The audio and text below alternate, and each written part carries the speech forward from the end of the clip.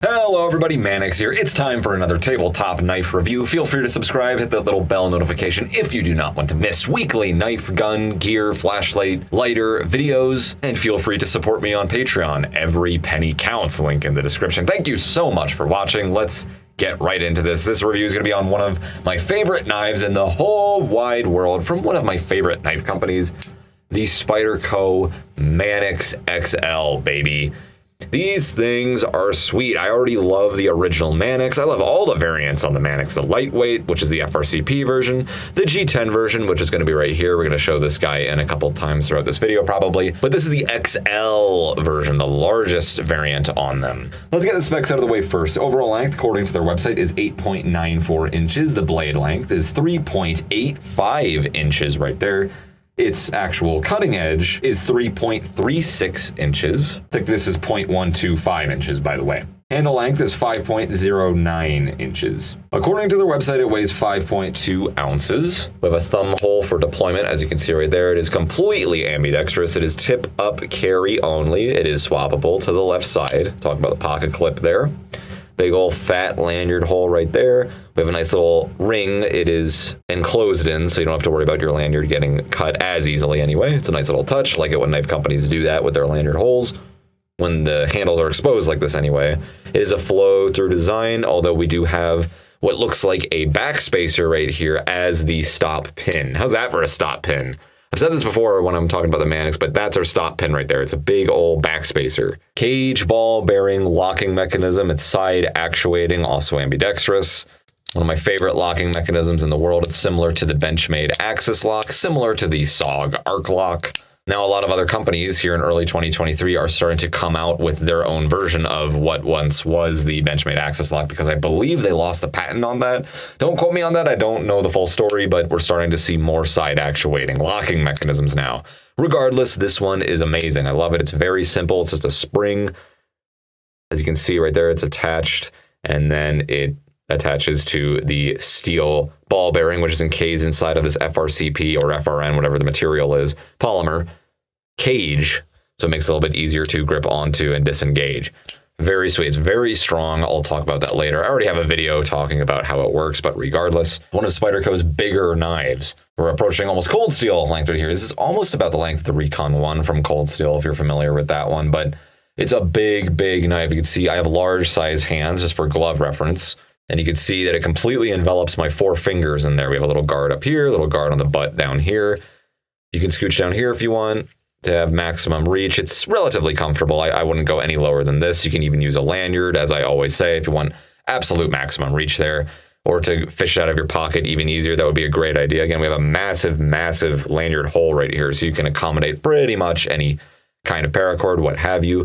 We can scooch up here onto that extra choil right there. If you want absolute maximum control, it's good for that.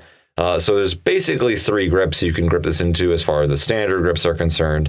And then reverse, it'll carry just like this. You have a lot to bite onto right here. And then you can scooch up here if you wanted maximum control and grip. It's kind of awkward. I wouldn't do that. I would just do this, but to each their own. Nothing wrong if you want to grip it any other way.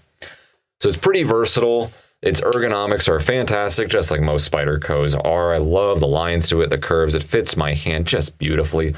The jimping is perfection, just like all Spyderco's are. We have great jimping on the spine of the blade right here. Great jimping right there on the bottom of the blade, the ricasso anyway, if you want to use that as a choil.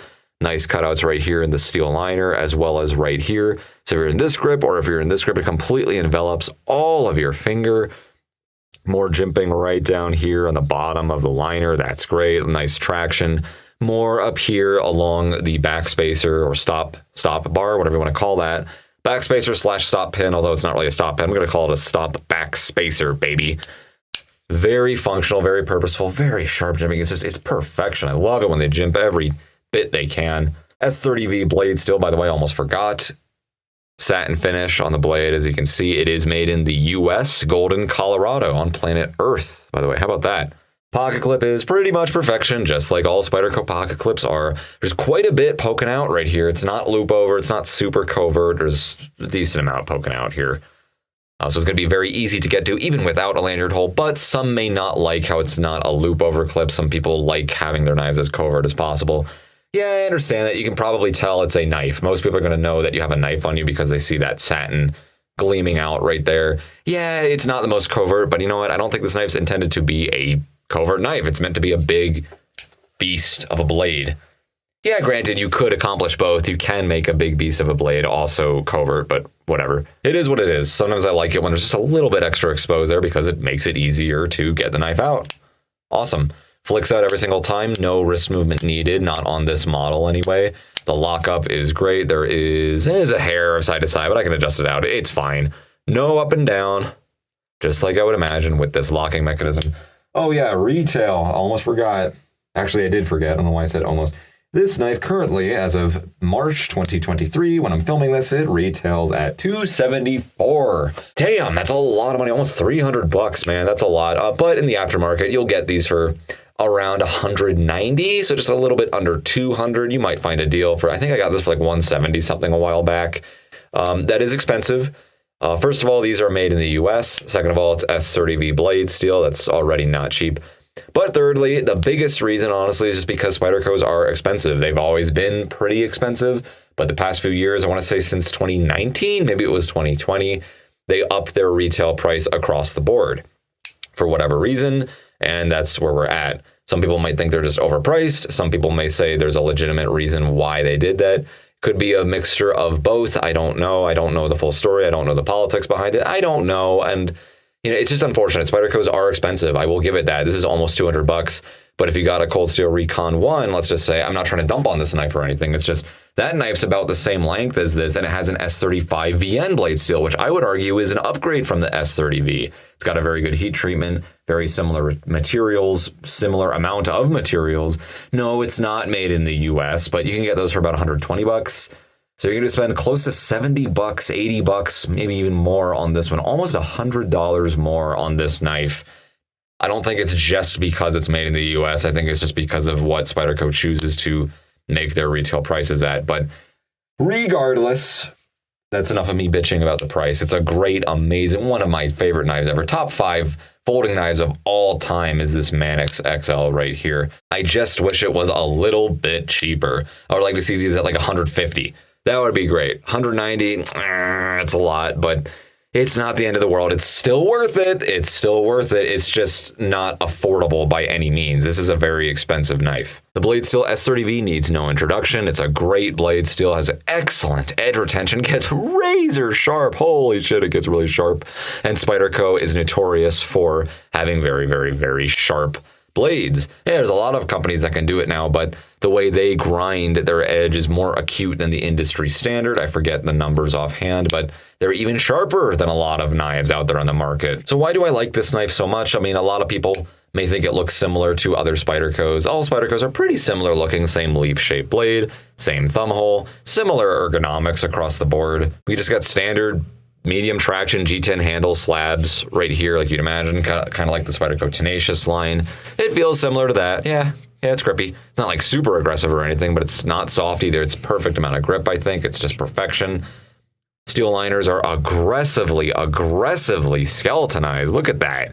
You cannot possibly skeletonize these anymore. Check that out. There's big old rectangular cutouts. So they could not have lightened this thing up anymore, and they still make it damn strong because G10 scales are already strong enough alone, believe it or not, without those liners. But instead of making these pure G10, they decided to go G10 with liners. And what we got is this, and it's very strong horizontally. So you don't have to worry about ruining the internal mechanics of the pivot screw. Not that I would pry with a folding knife in the first place, but regardless, you got that strength there. It's smoother because of the liners, I'll give it that, which contributes to its already fast speed. I love all the cutouts, all the jimping all over the place. I love the way it looks. I love its ergonomics. I love all the extra options we have to hold this guy in. The amount of reach, it just feels so secure. A combination of the ergonomics and the jimping. Love the thumb holes, all the thumb holes from Spyderco. Thumb holes in general, as long as they're circular shaped, are always great. They're cut at 90 degrees, so it's very sharp, very easy to get to. No wrist movement needed, again. But you can open it conventionally just fine. It's completely manual in case you didn't know for some reason. I like small knives, but I like big knives. I think bigger generally is better to a point. Once you get above 6 inches for the blade, it starts getting a little too big, but this is huge. It's a huge, huge knife, actually. It's big. It's a large size folder, almost approaching 4 inches on the blade right there. It's wide too. It's going to take up a lot of space in the pocket as far as its width is concerned, but it's not that thick. It's relatively a thin handle right here, so I don't really see that as too big of an issue. Some people say, I don't like knives that are really wide like this because they take up a lot of space in my pocket. Well, the only reason I could see that being an issue is if you were carrying multiple items in that same pocket, then yes, this is going to be an issue. But as far as its girth is concerned, its thickness, I don't see why that's a big deal because your hand going in and out of there, it's not going to take up any extra space as far as I know. But if you can think of a legitimate reason why you would not want a huge wide knife like this, let me know. I really have no complaints about this thing. It's everything I love about Spyderco. Excellent ergonomics. I love the locking mechanism. It's not only stronger than, you know, your average liner lock or something, probably stronger than the lockback. It's also very fun. It's very easy to get to. It's very user-friendly. Fidget factors there, just like this. So it's fast, it's strong. It says everything you want in a locking mechanism. I do not know why we don't see more of these. And let me show you real briefly how strong it is, or just how it works anyway. The negative force, which is force going on the spine of the blade, is going to get transferred to that ball bearing. As you can see, it sits on the top of the tang of the blade, right there. And then the force also then gets transferred to the stop bar. It's pinched between the stop bar and the blade. And then as far as positive force, it's just normal cutting, force going on the cutting edge, is also just going to get transferred to the stop bar. And it's huge. Look at that. It's massive. That is not going to break anytime soon. It's extremely strong, fast, simple. Love it. Very ergonomic. Again, I could just go on and on and on. And then we have the cherry on the sundae right here is the fact that we have a great blade steel, S30V. Carries very well. The pod clip's great. Even though, again, it's not super covert, but let's compare it directly just before we end the video on the OG Manix right here. Also love this knife. Really, really love the OG Manix as well. Just a little bit more compact. Everything I love about the XL Manix is also on the regular Manix. Materials are the same, blade steel's the same, they look very similar, the cutouts are similar, the jimping's similar, locking mechanism's the exact same thing. Blade finish is a little different. We have a stone wash on here and satin on here, but other than that, it's pretty much the same knife.